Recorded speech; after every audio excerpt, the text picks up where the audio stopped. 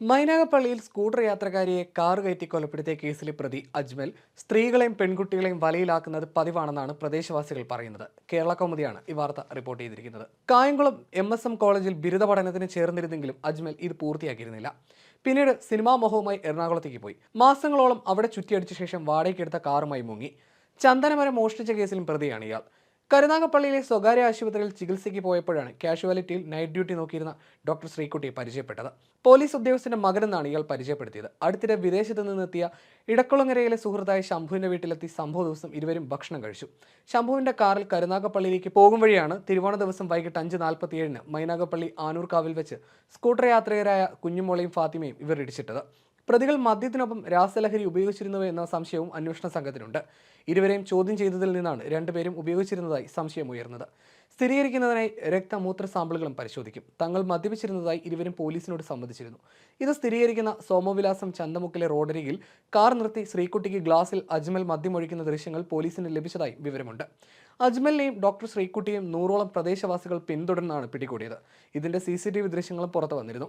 ബൈക്കിൽ പിന്തുടർന്നെത്തിയ നാട്ടുകാർ കാർ വട്ടമിട്ട് തടഞ്ഞ് അജ്മലിനെയും ശ്രീകുട്ടിയെയും പുറത്തേക്ക് വലിച്ചിറക്കുകയായിരുന്നു.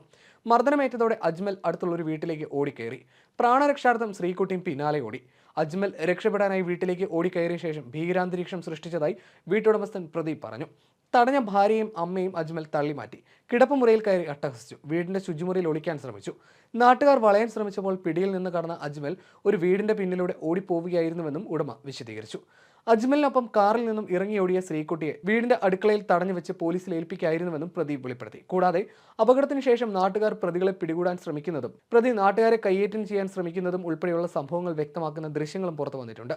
പ്രമുഖ ചാനൽ പുറത്തുവിട്ട ദൃശ്യങ്ങളിൽ നാട്ടുകാർ തല്ലിയപ്പോൾ അജ്മൽ തിരിച്ചു തല്ലുന്നതും രക്ഷപ്പെടാനായി ശ്രീകുട്ടി കാറിൽ നിന്ന് ഇറങ്ങിയോടുന്നതും ദൃശ്യങ്ങളിലുണ്ട്. സംഭവത്തിന് ശേഷം പ്രതികൾ 6 കിലോമീറ്റർ കാർ ഓടിച്ച് കരുനാഗപ്പള്ളിയിൽ നിർത്തിയപ്പോഴാണ് നാട്ടുകാർ വാഹനം വളയുന്നത്. അജ്മലിനെ പിടികൂടാൻ ശ്രമിക്കുന്ന നാട്ടുകാർ കാറിന്റെ ബമ്പർ ഇളക്കിയെടുത്ത് അജ്മലിനെ തല്ലാനോങ്ങുന്നുണ്ട്. നാട്ടുകാർ തല്ലിയപ്പോൾ അജ്മൽ തിരിച്ചു തല്ലുന്നതും വീഡിയോയിലുണ്ട്. ഈ സമയത്താണ് ശ്രീകുട്ടി കാറിൽ നിന്നും ഇറങ്ങിയോടുന്നത്. കാറിൽ നിന്നും ഇറങ്ങിയോടിയ രണ്ടുപേരും സമീപത്തെ വീട്ടിലേക്കാണ് ഓടിക്കയറിയത്. നെയ്യാറ്റിൻകര വഴുതൂർ സ്വദേശി ഷാജിയാണ് ശ്രീകുട്ടിയുടെ അച്ഛൻ. വീട്ടിലെ കാർ ഡ്രൈവറും കുതിര ട്രെയിനറുമായിരുന്ന യുവാവിനൊപ്പം ശ്രീകുട്ടി 18-ാം വയസ്സിൽ ചെന്നൈയിലേക്ക് നാടുവിട്ടെന്ന അഭ്യൂഹമുള്ളതായി ചില നാട്ടുകാർ പറയുന്നുണ്ട്. പിന്നീട് തിരിച്ചെത്തിയ ശേഷം കോയമ്പത്തൂരിൽ പോയി MBBS പഠിച്ചു. ഇക്കാലത്തിനിടെ വിവാഹിതയായെങ്കിലും വേർപിരിഞ്ഞു. ഇതിനുശേഷമാണ് കരുനാഗപ്പള്ളിയിലെ സ്വകാര്യ ആശുപത്രിയിൽ ജോലിക്ക് ചേർന്നത്. അതേസമയം അപകടക്കേസിൽ അറസ്റ്റിലായതിനു പിന്നാലെ ശ്രീകുട്ടിയെ ജോലിയിൽ നിന്ന് ആശുപത്രി അധികൃതർ പിരിച്ചുവിടുകയും ചെയ്തിരുന്നു. സുഹൃത്തിന്റെ വീട്ടിലെ മദ്യസൽക്കാരത്തിന് ശേഷം വൈകിട്ടോടെയാണ് അജ്മലിന്റെ നാടായ വെളുത്തുമണലിലേക്ക് യാത്ര തിരിച്ചത്. ഒന്നിലേറെ സ്ഥലങ്ങളിൽ ഇരുവരും കാറിലിരുന്ന് മദ്യപിച്ചു. ലഹരിയിലായിരുന്ന അജ്മലിനോട് വീണ് കിടക്കുന്ന യുവതിയുടെ ശരീരത്തിലൂടെ കാർ കയറ്റിയിറക്കി അവിടെ നിന്ന് രക്ഷപ്പെടാൻ ശ്രീകുട്ടി നിർബന്ധിക്കുകയായിരുന്നു. ചന്ദനക്കടത്തടക്കം നിരവധി കേസുകളിൽ പ്രതിയാണ് അജ്മൽ. ഇരുവരെയും അറസ്റ്റ് ചെയ്ത പോലീസ് നരഹത്യാ കുറ്റമാണ് ചുമത്തിയത്.